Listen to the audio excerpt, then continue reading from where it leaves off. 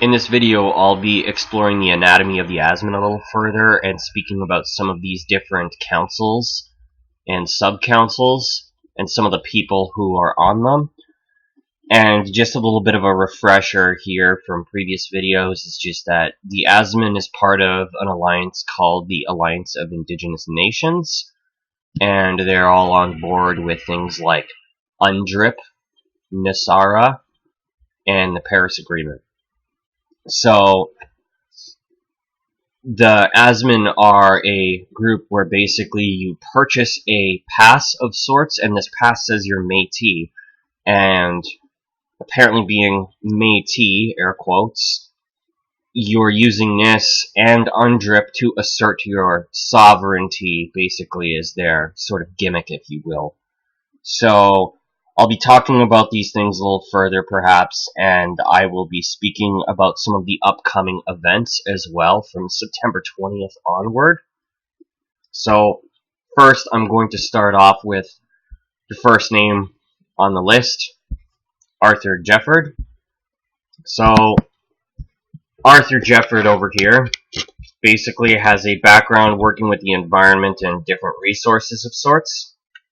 So, it says here with plastics, rubber, polymer, blends of, reinforced composites, environmental enclosure skins with intelligent coatings that collect solar, heat, light, and magnetic fields to convert into stored power. So, basically using rubber, polymer, and plastics to create energy of sorts for use on land, sea, and air. And as well, he was a member of the Royal Canadian Army Cadets as a driver mechanic, and he was a private aircraft pilot as well. So, now to give a little bit more depth about Arthur Jefford, we are now going to go towards sustainable development here. Go to Innovation Intelligence, and you can see the Sustainable Development Goal wheel in the O of Go. So Arthur Jefford here is one of the board members.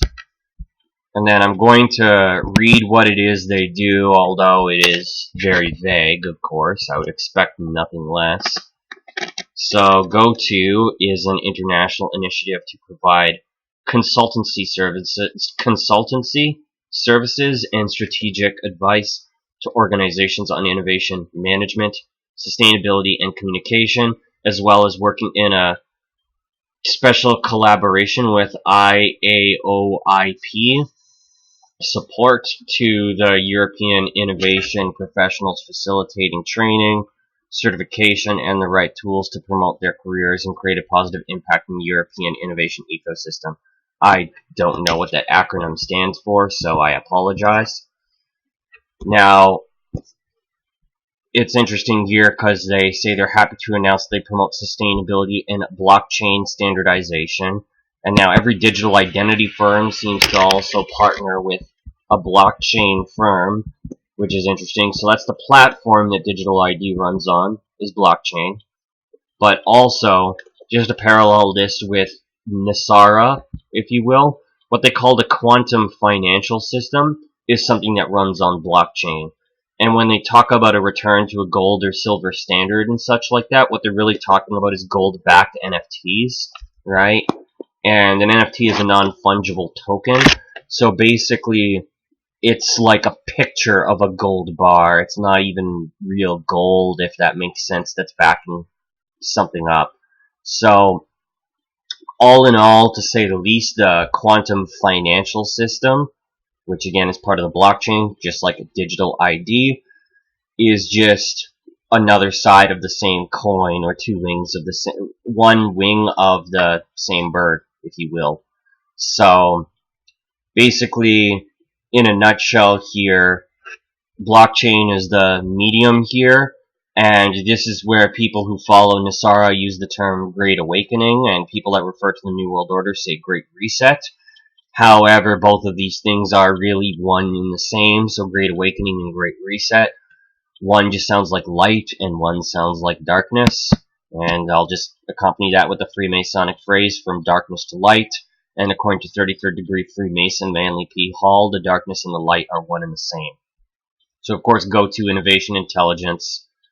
It's funded by the European Union, which of course is on board with the United Nations Sustainable Development Agenda, so just another scumbag organization, that's all.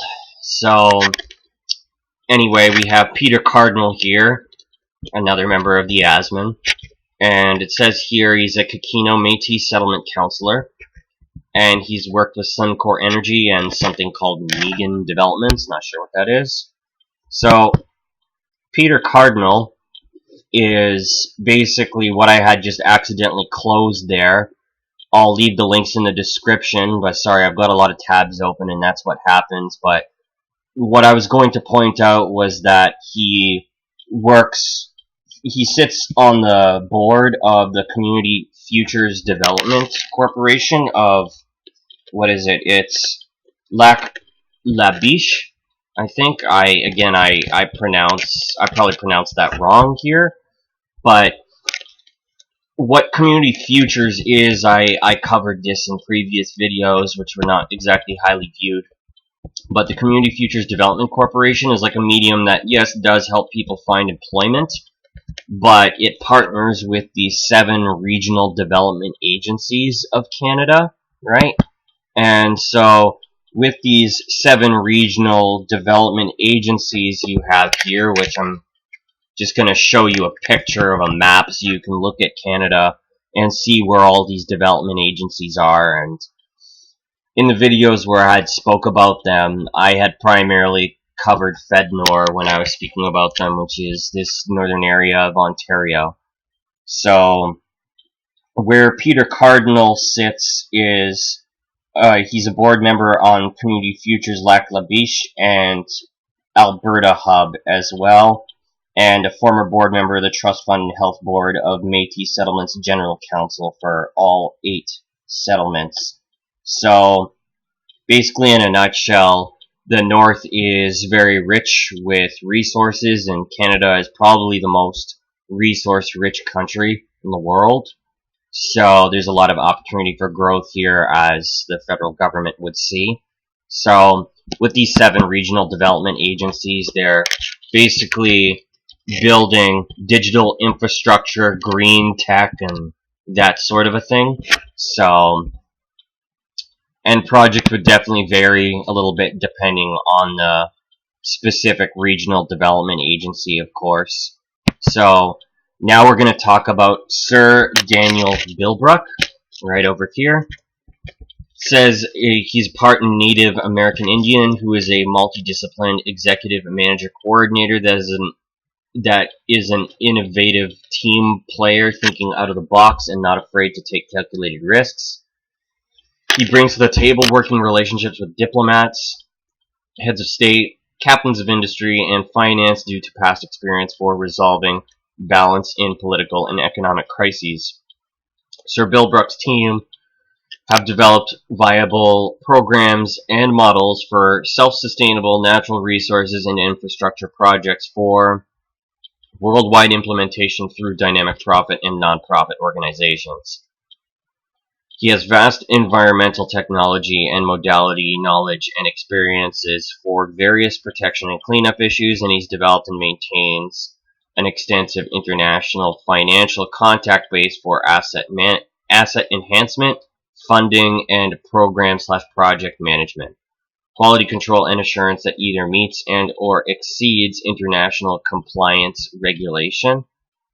So, basically, here as well, the thing I want to mention is if somebody has Sir in their name, that indicates that they have been knighted, and so anybody can nominate to have somebody knighted, but it's ultimately the crown that decides if somebody is going to be knighted.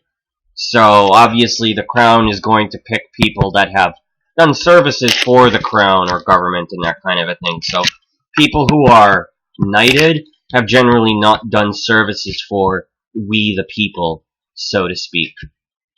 So he is also the CEO of Bison Resource Development Group, He sits on the Capital Region Chamber of Commerce, and as well, besides any of this, there's also a STEAM Institute. I'm not really sure what that is offhand. So I'm going to read about Bison a little bit here. Bison Global Resources Group had its official launch in 2005, although it's been in its development stages for the last several years through Bilbrook's personal vision walk. Concurrently, key talent membership has been recruited, businesses alliances formed, projects are being designed, developed, and funded, resources nurtured. We already have numerous projects in the funding stages in several countries around the world. Projects have been emerging as our models, plans, and technologies have been drawing recognition and awards from the United Nations for our models for self-sustaining community development. George Hunton, Associates Key Member, Director Company. So the mission of Bison Resource Development Group seeks to help move us toward human ways that are more environmentally responsible and socially equitable, that we may have a more sustainable and harmonious planetary future. Bison Resource Development Group and its associated groups will advance projects, organizations, businesses, technologies, methodologies, and other creative endeavors which can assist in the bold vision of what they call planetary healing. So yeah, again, if you're getting any sort of rewards or accommodations from the United Nations and something is described as healing here, very much the same philosophy applies when you're reading the Sustainable Development Goals, is that these people use the law of reversal, and sustainable really means unsustainable. Inclusion means exclusion, and so on and so forth. So that's basically how that one goes. Now, moving forward, I'm going to talk about this Robert McManus Group. It's a small working boutique company which, with its registered offices in Spain, Colombia, and Belize, with offices in Marbella, Spain, and the UK, with a further office projected to open in Bogota, Colombia, in late 2015. RMG specializes in finance for a wide variety of funding projects, shipping, aviation, telecom, industrial, medical, hospitality, technology, sports, and all types of energy-related projects have been funded recently. By utilizing our many years of experience in a myriad of industries, from government organizations to transport, combined with proven new modern technologies and sophisticated programs, we are quickly able to ascertain a viable strategy for our clients, no matter if they are seeking to buy or sell, lease or rent any form of tangible commodity. Our finance company can prepare a bespoke finance plan. Now it says here, Sir Daniel Bilbrook, Senior Advisor to the Board of Directors at Capital Region Chamber of Commerce, reached out to Robert McAngus. So that's exactly why I included this company in the presentation here. So he's a Senior Advisor to the Board of Directors at Capital Region Chamber of Commerce, reached out to Robert McAngus, Chairman at the Robert McAngus Group of Companies, regarding funding for the development of an international airport or harbor and sustainable development within a free trade community of their design in Africa. Sounds lovely. The project would be responsible for the creation of 500,000 jobs directly and approximately 400,000 jobs indirectly within 8 years, if you say so. So, yeah, basically it sounds very much like Sir Daniel Bilbrook has his influence in various avenues of industry, which can be listed right over here basically, and as well energy, of course. So it's almost like an octopus, various tentacles that attach to various aspects, if you will. And so people like this definitely have to be noted in the world, as they're the ones who are truly steering how things are actually turning. So I presently have 2 Native American companies that are involved in petroleum, international sustainable development, agriculture, housing, alternative, holistic, and natural health. We have projects in several countries, developing projects, international finance, industry, I have a profile in Marquis Who's Who for International Finance and Industry, and he says the joke is math was his worst subject in school. That's kind of funny. We're starting a new medical capacity project on 200 acres as a medical compound to be named Eden on the island of Dominican Republic, with the new road to be cut February 1st, 2009 and breaking ground May or June 2009. So I'm not exactly sure about the current status of that project there in particular, but I'm just trying to show here that his tentacles kind of extend into various avenues of industry.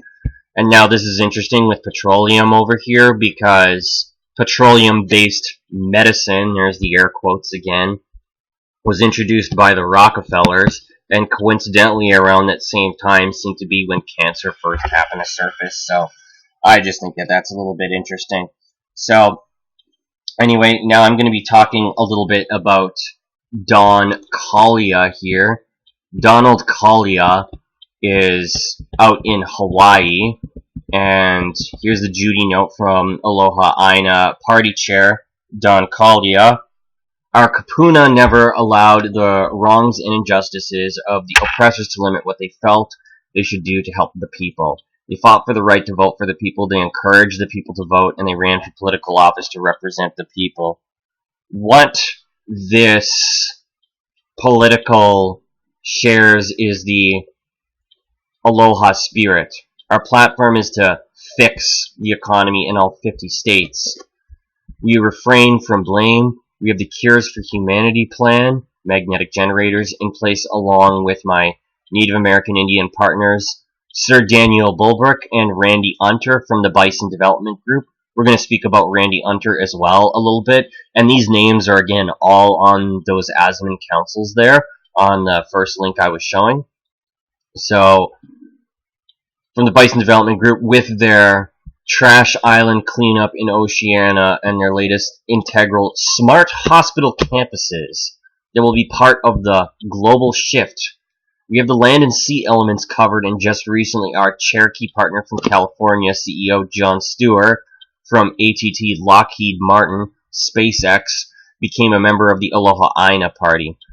This completes all of our elements with the air, land, sea rituals that us natives value and equally share in our culture as First Nations. So it's my understanding too that within Donald Kalia's family background, his family was essentially involved in the previous rulers or monarchs, I should say, of Hawaii, because it's my understanding, and again I could be wrong, please feel free to correct me here, but in 1897 is when the U.S. first set foot into Hawaii, and by about 1959 is when it supposedly became an American colony, which I think was done illegally.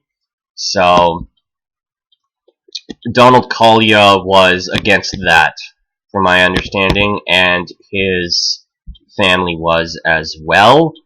However, we're going to learn more about Donald Kalia. That's definitely questionable.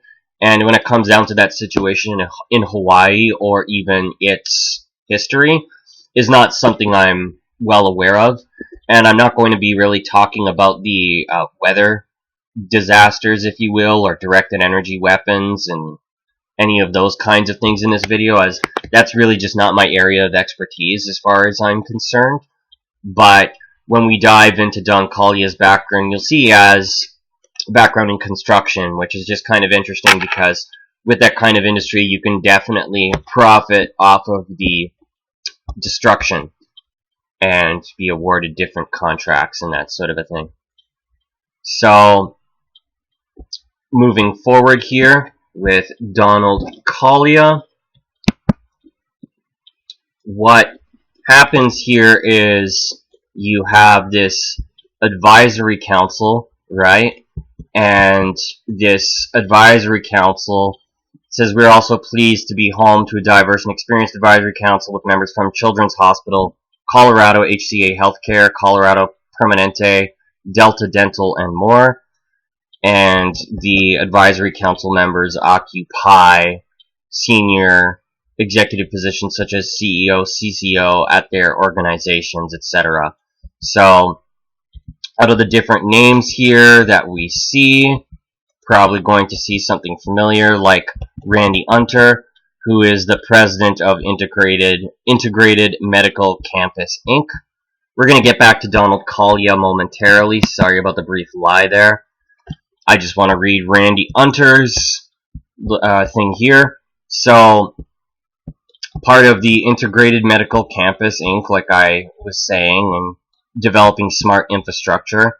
He's worked for Children's Hospital, and he's part of the U.S. Air Force, worked in different medical facilities, as we can see here. So, that's basically his background, and he studied at the University of Utah, the Mormon capital of the U.S. And now Donald Kalia, who I was originally mentioning in Hawaii. So, this is a look at his face right here, and professionally involved in construction industry since entering college service back in 1982 with Dr. Alfred A. Yee and Associates hands-on management experience at Hawaiian Dredging and Construction in 1984 when the logo was a steam shovel crane. Worked on several major projects that included the Deep Draft Barbers Point Harbor, Koalina development, AT&T fiber optic transmission on each island, Ford Island, Pearl Harbor, and West Lock Piers. In 1990, I got involved with the asphalt paving industry with Sunny Vicks Paving on Maui. In 2003, I moved to the Big Island and became part of the Grace Pacific Corporation China, where I remain today doing several city and state projects on Oahu. So, culturally, I'm a practitioner of the art of Kioalu and fourth generation. I have students from around the globe, particularly from Cornell University, Seattle, Washington, Virginia, Japan, etc., and completed several CDs and a few achievements with the Hawaii Music Awards, Grammy nomination, Nahoku Hanohano Awards, and grants from the Hawaii State Foundation of the Arts. And he's also ranking file of the Royal Order of the Kamehameha. I apologize if I've mispronounced that here. So, yeah, this is definitely really interesting here. So he has fraternal ties, as I was saying, and then as well you have this Polynesian alliance here.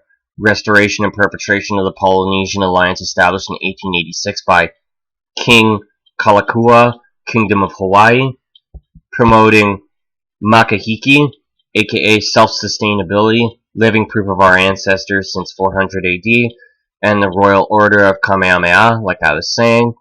And he's the founding member of Chapter 9, established October 2011. The Royal Order was established in 1865 by King Kamehameha IV.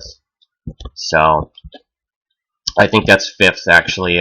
V, I'm not sure what V is in Roman numerals. I always get those things mixed up, if I'm totally honest with you.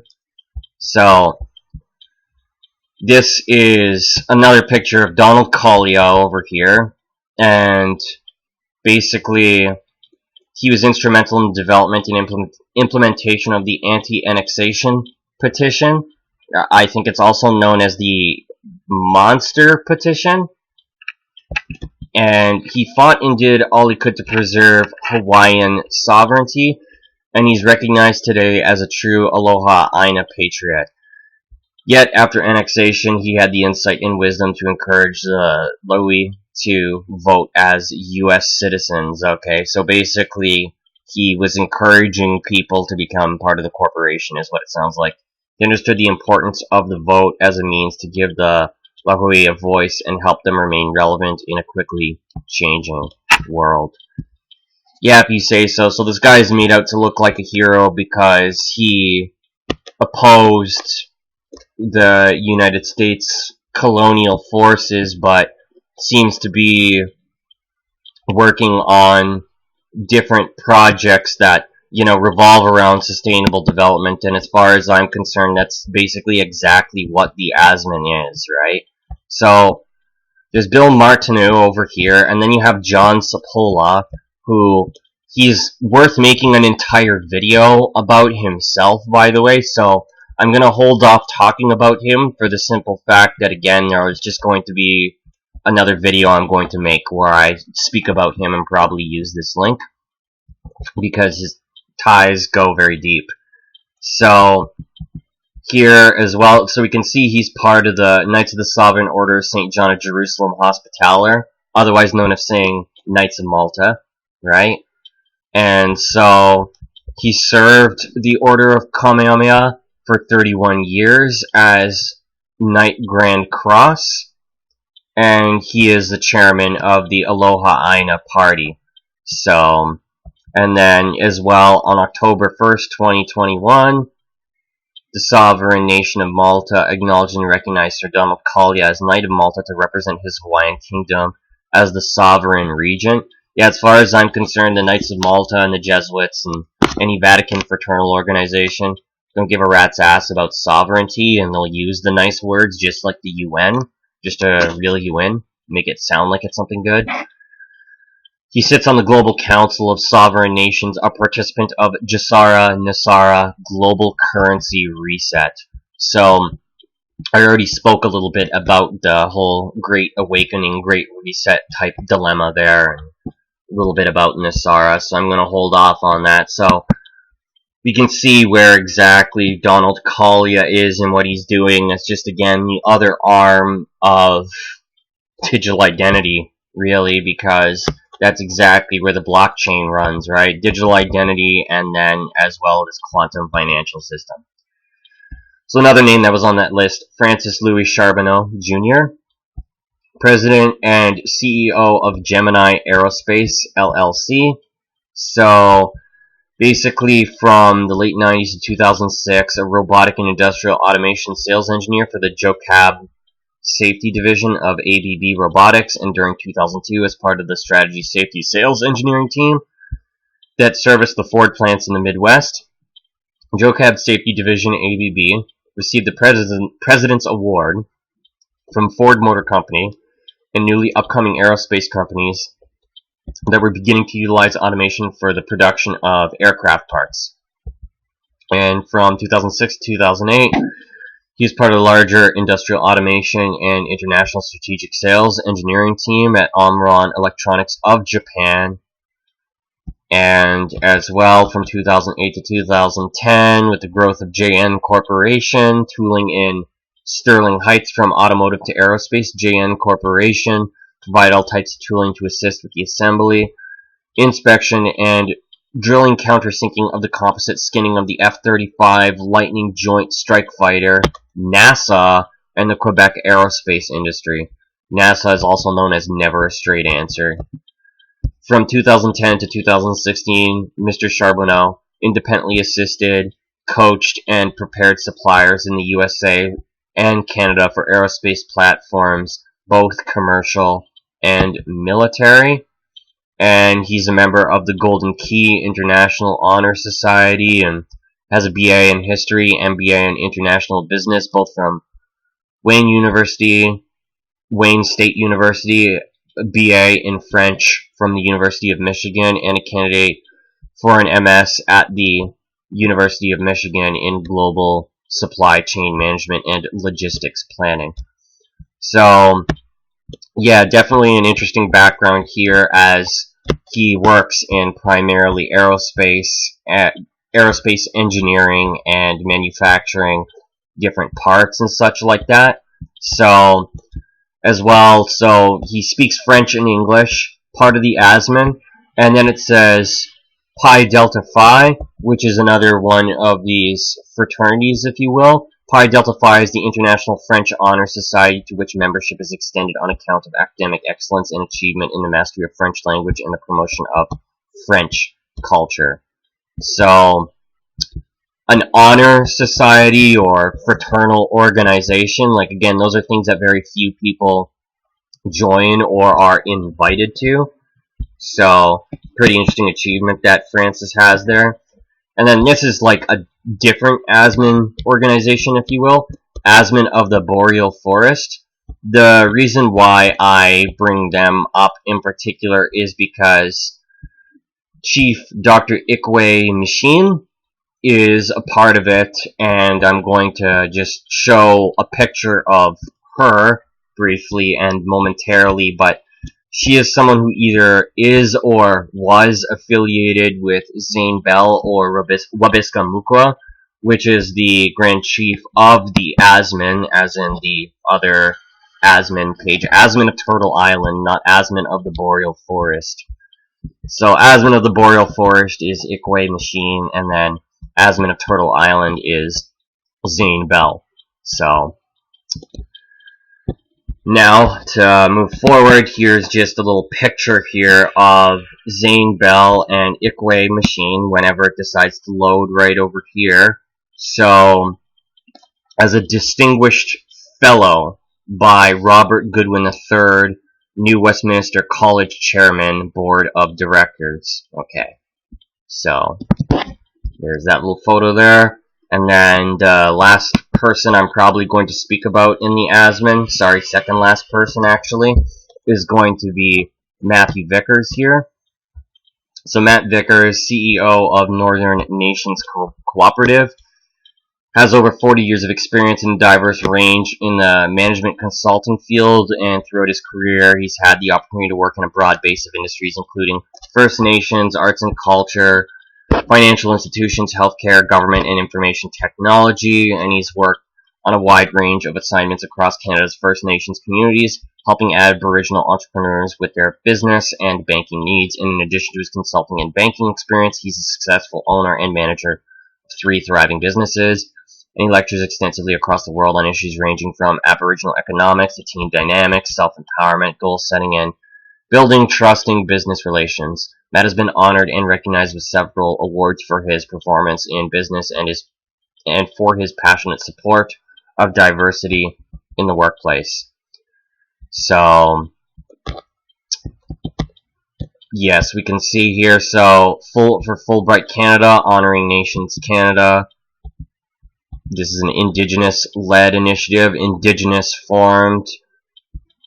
It's been established to recognize, celebrate, and share stories of Indigenous achievement and promote and encourage opportunities for Indigenous persons. The program will create national awards that recognize exceptional achievement and underwrite case studies of Indigenous issues and Indigenous economic development.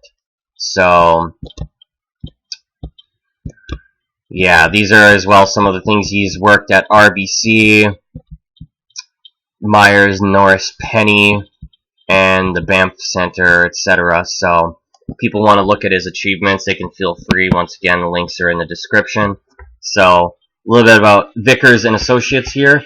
This is he is listed as a management consultant and financial broker. So, this is his business over here. So, he's had the opportunity to work with these various things, which I've already basically discussed, and his ancestry stems from here, and he has English ancestry on his mother's side. So, moving forward, going to talk a little bit about some of the rewards in which he's received and that kind of a thing. So, he received an honorary doctorate in fall 2022, and as well it says here that he's a founding member of the Administration of Aboriginal Government Program, certificate program at the University of Victoria, and he was also a member of the President's Advisory Council on Aboriginal Issues. Mr. Vickers served on the President's Advisory Council on Aboriginal Issues at Simon Fraser University, and is a founding board member of the Chinook program at the University of British Columbia.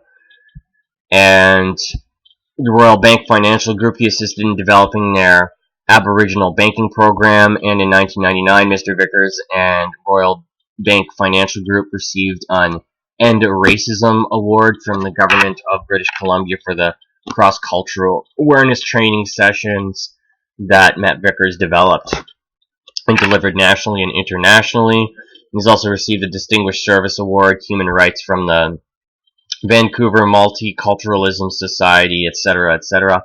So this is interesting here because, you know, all banks are basically on board with the sustainable development agenda, and so when it comes down to the idea of, you know, ending racism or, you know, fighting for equality, if you will, everything in regards to this politically correct world is just about silencing people and about keeping people actually in disharmony.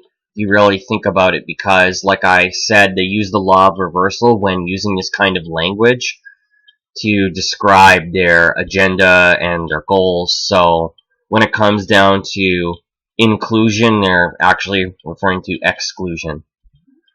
So he was commissioner for BC Forest Resources Commission and a member of the Provincial Task Force on the Environment and Economy in BC, director of the Vancouver Airport Authority, etc., etc. So yeah, this guy has a pretty long resume, to say the least. And then here, working to provide 550 Indigenous groups with products to help prevent this, which is like, why are you promoting a total illusion over here? And also, see, the thing is what the majority of ASMIN members would come to believe, right, is that they are against any of the coercive measures that took place that revolve around this, right?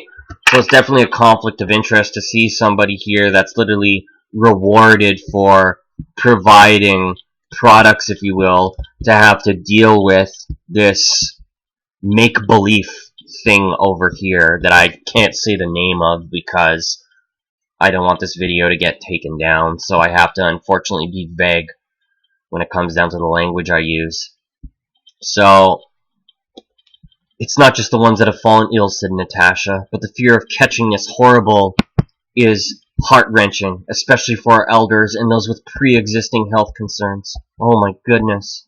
The two members of the Kitsellas First Nations located in Terrace, BC decided to do something meaningful to help prevent the spread of this in Indigenous communities, supposedly. They are among the co-founders of Northern Nations Cooperative, a 100% Indigenous member-owned organization that is now making a difference. Yeah, whatever you say. So, yeah, I think I've said more than enough here. I think I will just read a couple more paragraphs, though. Indigenous people in Canada have been hit particularly hard with this. And according to Indigenous Services Canada, as of January 19th, the rate of these things in First Nations living on reserve is currently 40% higher than the rate in general Canadian population, as they say. These statistics are heavily manipulated, whatever, but deeply concerning, and assisting Indigenous communities is our #1 priority, said Matt Vickers. So, yeah, once again, perpetuating an illusion to continue. And this is the exact pattern that I'm seeing with all these globalists that are a part of the ASMIN. All of them have some kind of globalist tie, if you will, whether you're working in aerospace engineering and building parts and that kind of a thing, building aircraft parts for, you know, military or whatever, and then, or promoting this kind of fakery over here, and sitting on community future development corporation boards and that sort of a thing, is just, you know, you're working toward the green agenda, right? So, here, the last person I'm now going to speak about, that is, his name is Chief Engine, and Chief Engine here is, again, one of the names that is on there, but it says here, so this presentation here is about something called LOVE, or LOVE, which is like a whole system and satellite phone that is being developed by Chief Engine, and as well you have Stephen Fantel here as well. So Chief Engine, Chief Technology Officer for Godspeed Technologies, designer and programmer of the Love OS, also a Chief of the Okanagan Indian Confederacy and member of the Alliance of Indigenous Nations, so AIN. I already said that they're on board with UNDRIP, Paris Accord, and NESARA, and other things of concern. I know. And then you have Stephen Fantel here, the director of Godspeed Technologies, who received the who's the Global Peace Ambassador for the World Institute for Peace and designer of sustainable systems that leverage the information age. Okay. So they both created the Love satellite smartphone, or at least the faces of this they're the faces of this creation, and are trying to create a new network or internet, as Engine had said. And 2020, the project was launched off the ground, but has been a 9-year project, as he says. And Love is basically an app and acts as a wallet where there are rewards for activities such as like writing blogs and that sort of a thing. So, and those sort of rewards, right? This is basically almost like its own little network, infrastructure, wallet, satellite phone, that sort of a thing. So, I'm just gonna skip ahead right over here so that we can get a little visual here, but that is Chief Engine, and that is Stephen Fantel, and then this is the host of the show here. So feel free to watch that video if you'd like. This is just an advertisement there for the Love satellite phone, if you will. So I'm obviously not purchasing it. And then now I'm going to move away from speaking about the ASMIN and start speaking about some of these upcoming events a little bit. So here, what I want to say, which is interesting, is you have the Million Man March, right, which is scheduled for September 20th. This date for Save the Children convoy is up in the air. And then you have this Métis thing where there is a protest opposing Bill C-53. So this is the area right here that I know the least about, if I'm honest. So I'm not going to speak about Bill C-53, but what I am saying is around September 20th and then onward, you have different events and different organizations and people. And so with the Million Man March, the organizer of it is Kamal El-Sheikh, I think is his name. And Kamal El-Sheikh is he is Muslim, by the way. So you have a Muslim, and then you also have a native subset there. But Kamal El-Sheikh and the Save the Children convoy's concern, at least at face value, is to deal with what is being taught in schools to children in regards to this. And again, I apologize for the very vague language, but there's only so much that I can actually say. Otherwise, this video will get taken down. So, yes, what I'm saying is you have an Islamic face of this, and then with this particular, I'm just going to refer to it as the native component for lack of better words, because you basically have the majority of what people call the political left, if you will, that are in support of this Bill C-53, but a lot of people on the quote-unquote freedom side of things are opposing it. So you have this Bill C-53 conundrum, and then you also have, you know, groups like the ASMIN that are not really native or Métis, right? You're just purchasing a pass to say you are, and then you have different ongoing issues within the reserves like clean water and that sort of a thing, which they lack. And then on top of that, you also have Adrian Thomas and the swastika or Thunderbird, if you will. And again, I just want to say for clarity here is that I don't have anything against the Big Dipper in and of itself, which is exactly what people call the swastika, right? Those 4 points. It's just that the National Socialists, if you will, twisted that into something evil when it should really be about peace in and of itself, that symbol, right? So I'm not going to speak toward anything about whatever Adrian's intentions may or may not be, but what I will just say though is that his flag definitely causes a degree of controversy is my point, and that's the whole thing that I'm getting at, is that every single one of these groups have something, controversial, if you will, and they're all sort of at odds with one another to some extent. So it's not really it's not really anything truly unified. It's just a bunch of sub-organizations and sub-events, if you will, that are all converging at similar times just to have a basket filled with issues, if you will, right? And the other aspect of this, too, is that there's a meeting held by unions, basically, and the union are deciding on setting up a counter-protest, if you will. And as you can see by the MAPS flag over here, you can see exactly what they're about.